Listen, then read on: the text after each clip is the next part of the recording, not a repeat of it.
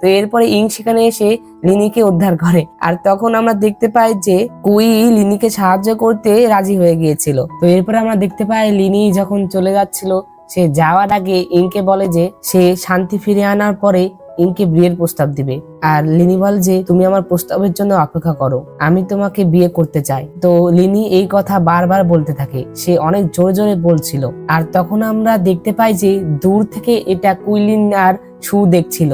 আর Cuillin এই সকল কিছু দেখে অনেক কষ্ট পায়, আর তার মুখ দিয়ে তখন রক্ত বের হয়ে যায়। তো এরপরে আমরা সানজিংকে দেখতে পাই, সে এসে ক্রাউন প্রিন্সের ওয়াইফকে বলছিল যে সে এখন লিনির সাথে যুদ্ধ করতে যাচ্ছে। আর আমরা তার কথায় বুঝতে পারি যে লিনি এখন তার উপরে আক্রমণ করতে চলেছে। আর তখন ক্রাউন প্রিন্সের ওয়াইফ বলে যে আমি আপনার জন্য অপেক্ষা করব।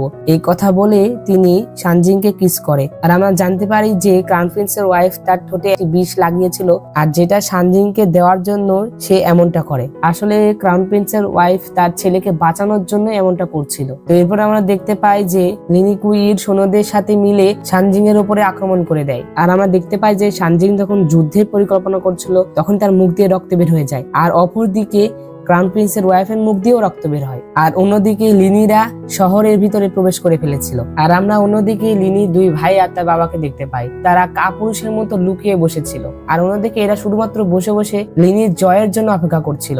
আর আমি একটা জিনিস বুঝি না, লিনির বাবা যে তাকে এত অপছন্দ করে তারপরও লিনি তার বাবার জন্য এত কিছু করছে। সে চাইলে তো এই শহরটিতে সে নিজেই সিংহাসনে বসতে পারতো, কিন্তু সে এটা করে না। আসলে চাইনিজ কনসেপ্ট গুলাই এরকম হয়। তো এরপর আমরা দেখতে পাই যে লিনিরা যুদ্ধে জিতে যায়। আর এরপর লিনি তার বাবাকে তার সিংহাসনে বসিয়ে দেয়। তো এরপরে আমরা লিনি বাবাকে দেখতে পাই, সে রাজদরবারেতে কোনো কাজ করছিল না, শুধুমাত্র খেলে সময় নষ্ট করছিল। তো এরপরে আমরা দেখতে পাই লিনির সাথে ইং দেখা করতে এসেছিল। লিনি মন খারাপ করে ইংকে বলে যে তার মায়ের মৃত্যুর জন্য তার বাবা তাকে তিরস্কার করেছিল। আর তখন লিনি ভেবেছিল যে তার মানে তার বাবার অন্তত তার মায়ের জন্য এক টুকরা হলেও ভালোবাসা ছিল, কিন্তু সে তো আমার মায়ের মৃত্যুতেও পাত্তা দিচ্ছে না। তো এরপরে যখন লিনি অনেক মন খারাপ করে তখন ইং বলে যে তাহলে আজ রাতে আমি তোমার জন্য থাকবো। তো এরপর আমরা রাতের বেলা দেখতে পাই লিনি আর ইং একসাথে গল্প করছিল। আর তখন লিনি ইংকে বলে যে আমার সাম্রাজ্য কিচ্ছু লাগবে না, আমার শুধু তোমাকে চাই। এই কথা বলে লিনি ইংয়ের কাঁধে মাথা রেখে ঘুমিয়ে পড়ে। আর তখন ইং লিনিকে কিস করে।